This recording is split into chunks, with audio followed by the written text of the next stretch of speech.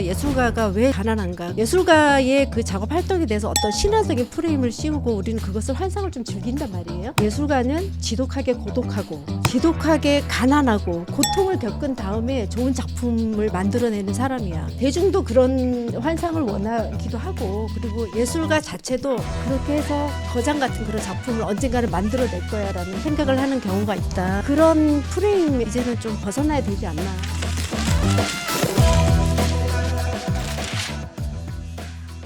예술에 지나치게 빠진 자들의 리얼 토크쇼 예술탐닉의 진행을 맡은 호스트 이지연입니다. 어느덧 시즌 1까지 합치면 벌써 8회차에 접어듭니다. 오늘도 굉장히 재미있는 주제로 우리가 이야기를 나눠보려고 하는데, 먼저 특별한 분을 모셨으니까 제가 한 분 한 분 소개해드릴게요. 먼저 시즌 1의 마스코트죠. 이장욱 하계사님. 네, 안녕하세요. 스페이스 K 서울의 수석 큐레이터 이장욱입니다. 다시 와주셔서 감사합니다. 네, 감사합니다. 두 번째 모시는 우리 예술탐닉자분도 단골 손님입니다. 월간미술 심지연 편집장님, 안녕하세요. 미술 잡지 월간미술에서 편집장을 맡고 있는 심지연입니다. 반갑습니다. 두 분의 케미를 기대하면서 또 새로운 예술탐닉자분도 소개해드리겠습니다. 더 마루 아트 라고 하는 컴퍼니를 운영하고 계시는 박진희 대표님 모시려고 하는데요. 안녕하세요, 대표님. 안녕하세요. 예술 기획을 토대로 아카이빙 그리고 아티스트 매니지먼트 등으로 활동을 하고 있는 사람입니다. 선생님도 이전에 부산 시립미술관에서 학예사로 네네. 근무를 하셨고 일종의 창업을 하신 거잖아요. 네, 맞아요. 창업한 지 얼마 안 되는 새내기입니다. 오늘 들어볼 이야기가 또 많을 것 같아서 마지막 예술탐닉자는 띠오 갤러리의 김현민 대표님, 안녕하세요. 안녕하세요, 김현민입니다. 네, 대표님은 이전부터 계속 예술 쪽에서 일을 해오셨나요? 네. 좀 활동에 대해서 설명해 줄 수 있어요? 화상이죠, 한국말. 여러 작가님들의 작품을 거래하고 컬렉터님들과 컨설턴트 역할을 하면서 했었고, 방고우의 동생 띠오도르처럼 이제 작가를 좀 서포트하고 지지하겠다라는 의미로 갤러리를 운영하고 있어요. 태호가 그거군요, 이게. 네, 아. 띠오도르라고. 오늘 주제는 예술가가 돈 버는 방법입니다. 사실 예술이랑 돈 하면 좀 복잡한 관계 있잖아요. 예술가가 되게 돈이랑 동떨어져 있는 것처럼 보이기도 하지만 사실은 작가들도 창작 활동을 하기 위해서는 작품을 파는 게 너무 당연히 이루어져야 되는 활동이고, 처음에 이 주제를 받으셨을 때 어땠는지 여쭤보고 싶어요. 작가가 뭔가 서바이벌을 위해서 돈을 막 벌고 돈이 잘 벌리고 이런 부분들에 대해서 너무 세속적이야 뭐 약간 그런 식의 반응을 보일 때가 많은 것 같아요. 그런데 사실은 이게 직업이거든요. 직업이라는 것은 내가 하는 일로 먹고 사는 것, 그것이 목표잖아요. 저는 영감이 와야만 하는 거예요. 나는 뭐 안 알아봐줘도 돼요. 뭐 이런 거는 애호가예요, 애호가. 제가 느끼기엔 프로페셔널이라는 것은 자신이 하는 일로 먹고 사는 자들을 프로페셔널이라고. 내가 하는 일로 먹고 살 수 있는 어떤 환경을 만드는 것. 내가 준비하는 이런 것들을 팔기 전까지, 팔 수 있기 전까지는 그걸 어떻게 현명하게 잘 버티는가. 그 부분이 굉장히 중요한 것 같다고 생각합니다. 초반부터 화끈한 발언을 많이 해주셔서 너무 진짜 감사합니다. 진짜 이 얘기를 들으시고 박진희 선생님께서는 주변 예술가 20분에게 전화를 돌리고 오셨대요. 어휴. 네. 사실은 이 주제를 처음에 받았을 때 좀 난감했어요. 미술계에 오랫동안 있었는데 애써 시시하면서 말 안 했던 부분이었거든요. 저 또한 처음부터 뭐 대한공간 큐레이터로 시작을 했는데 그때도 사실은 월급이라는 걸 받아본 적이 없어요. 열정페이로 일을 했고, 이것이 과연 직업이라고 내가 얘기를 할 수 있는가. 내가 한 노동과 나의 열정을 바쳐서 일을 하는데 나는 돈이 없어. 그래서 저도 투잡을 3잡을 했어요. 그래서 내가 하고 싶은 그 큐레이팅을 하기 위해서 다른 데서 돈을 벌어서 여기다가 쓰는 거야. 그게 아직도 그 미술계가 그러한가. 그래서 애써 그냥 인정하고 싶지 않고 그냥 모른 척 했어요. 근데 이번에 주제가 와서 안 되겠다. 한번 대놓고 물어보자. 그래서 작가들이랑 옆에 이제 큐레이터들 전화를 했어요. 했는데 진짜 다들 99.9999%의 사람들이 나 먹고 살기 너무 힘들어. 일거리를 달라는 거예요. 그래서 이 얘기를 하면서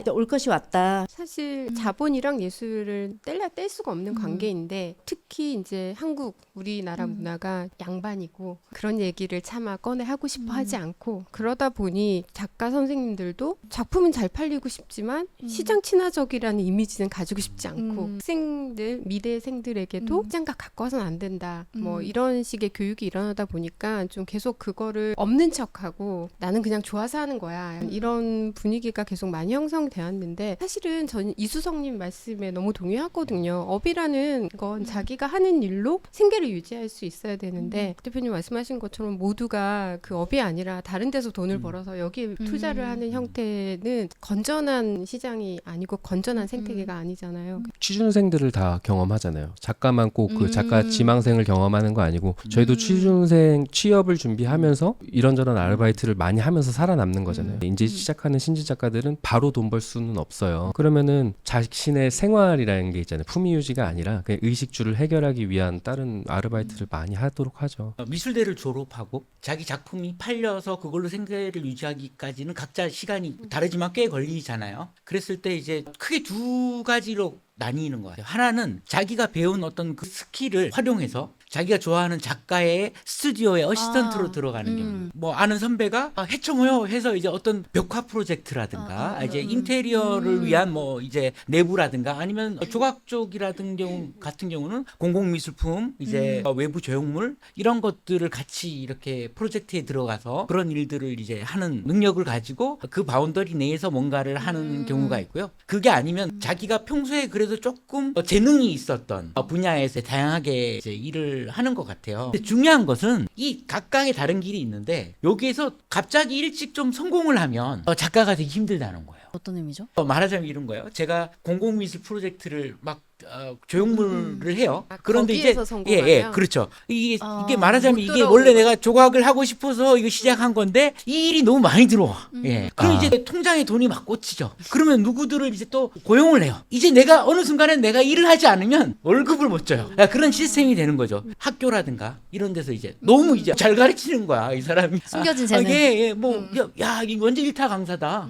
사람한테 배우면은 뭐 어디 미대에 딱딱딱 들어간다. 그러면 이제 이렇게 하다 보면 또 이제 다시 자신의 길을 찾아오기가 힘든 거죠. 그래서 항상 이제 어떤 밸런스를 맞추면서 이게 나아가는 것. 그것을 잘 이렇게 이끌어가는 사람들이 굉장히 나중에도 자신이 만든 작품으로 생계를 유지하는 프로페셔널로 남게 되는 것 같아요. 그 명확하게 두 가지 불을 진짜 잘 짚어주신 것 같아요. 일종의 서브잡을 갖는 경우가 굉장히 많은데 자신의 재능을 활용해서 하는 방법과 그다음에 완전히 무관한 다른 어떤 제2의 직업을 서브로 삼아서 이제 하는 작가님들, 뭐 바리스타 하시는 분도 되게 많으시고. 저 아는 분도 원래 편의점 아르바이트를 시작했는데 이 사람이 관리를 너무 잘하는 거예요. 그러니까 이게 편의점 사장님이 다 되는 거야. 그랬더니 본인이 편의점을 5개를 운영을 하는 거예요. 주변에. 그렇게 해서 여기 전체 점장을 좀 이렇게 재능을 해달라. 발견하셨네, 또 다른. 그래서 다시 돌아오지 못했어요. 제가 아는 작가 중에 박경진 작가라고 있어요. 이제 박경진 작가님은 지금 페인팅 회화를 하시는데 그분도 투잡을 하고 계시죠. 예술 활동 외에 무대 세트장에서 일을 하세요. 본인이 그 노동자로서의 어떤 수익으로 예술 활동을 하는 것도 예술가의 삶이잖아요. 이 경계를 왔다 갔다 하면서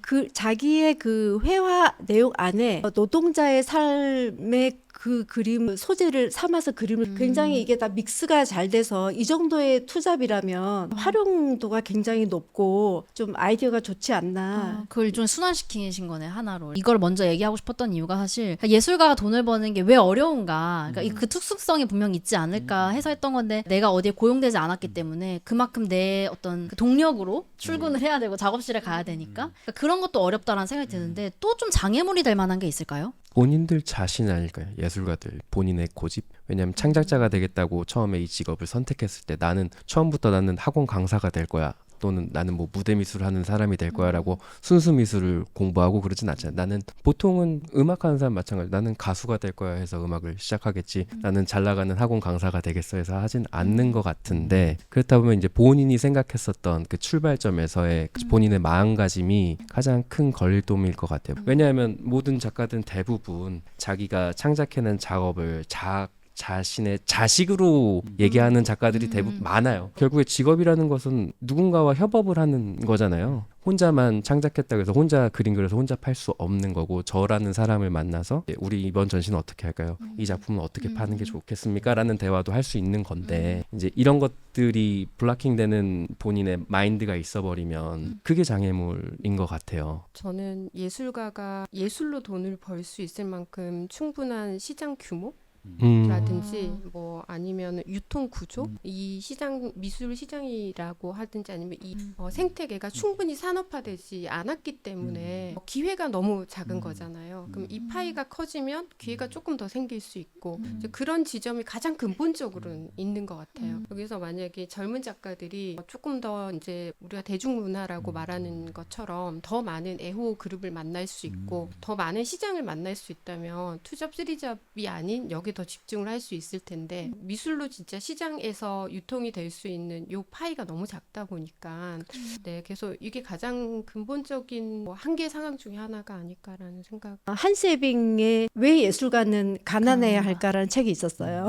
그러니까 그 한세빙이 예술가이면서 이제 경제학자이면서 그 본인의 시각에서 예술가가 왜 예전부터 가난한가 그 이유가 뭔지에 대해서 이제 생각을 하고 좀 그 책에 실려 있는데 그 중에 예술가에 대한 이상의 어떤 프레임 때문에 예술가가 돈을 버는데 그게 장애 요인이 된다는 얘기가 있었어요. 왜냐하면 우리도 그렇게 생각하잖아요. 어떤 예술가의 그 작업 활동에 대해서 어떤 신화적인 프레임을 씌우고 우리는 그것을 환상을 좀 즐긴단 말이에요. 그래서 예술가는 지독하게 고독하고 지독하게 가난하고 고통을 겪은 다음에 좋은 작품을 만들어내는 사람이야. 대중도 그런 환상을 원하기도 하고 그리고 예술가 자체도 그렇게 해서 나는 그런 거장 같은 그런 작품을 언젠가는 만들어낼 거야라는 그런 사실은 환상이고 그 프레임에 그냥 그 옛날 프레임이잖아요. 그에 맞춰서 아직도 그 맞춰서 생각을 하는 경우가 있다. 전문가들 입장에서는 그런 프레임은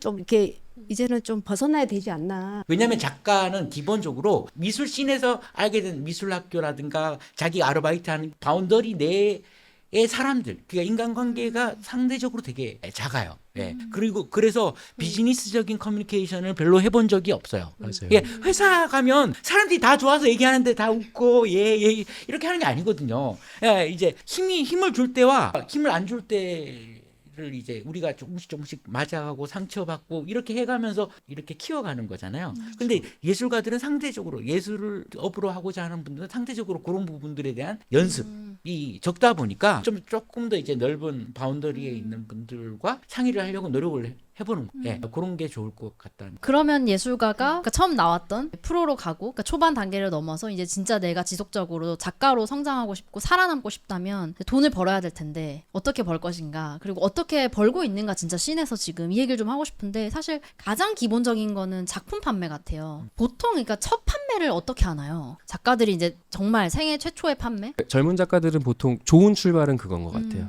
이 현업에서 종사하는 분들이 진짜 소장품으로 소장하는 첫 작품은 보통 졸업 졸작. 할 졸작에서 때, 졸전할 때 부모와 아빠 지인이 친구. 삽니다. 아빠 친구. 네, 부모님의 친구가 80%는 그럴 것 같아요. 종사자분들이 많이 사세요. 많아요, 예. 진짜. 저는 되게 이게 꼭 부정적인 것만은 아닌 것 같아요. 이렇게 시작하는 게 그 뒤가 좀 중요한 것 같아요. 그래서 그 뒤에 어떻게 이거를 지속하고 새로운 어떤 작품의 판매처를 구할 것인가. 그 판매처가 사실 개인일 수도 있고 미술관일 수도 있고 그거를 갤러리가 연결해주기도 하고 하는데 좀 진짜 다양한 얘기들을 좀 해보고 싶어요. 그러니까 작품 판매뿐 아니라 그림 도시가 했던 이벤트가 생각이 나는데 일러스트 작가들도 많고 그 젊은 작가들도 많았어요. 각자 자기 부스로 나오셨는데 제가 그때 되게 충격을 받은 건 정말 다양한 굿즈가 있어요. 거기에 이제 본인의 이미지가 들어가기도 하고 캐릭터가 들어가기도 하고 핸드폰부터 해가지고 그립톡이며 플랫폼이 너무 잘 돼 있어가지고 자기 이미지만 입혀서 할 수 있더라고요. 그래서 작가분들이 네네. 아주 쉽게 만들고 네네. 테스트를 해보시고 네네. 더 놀란 건 거기에 아주 젊은 그 관람객들이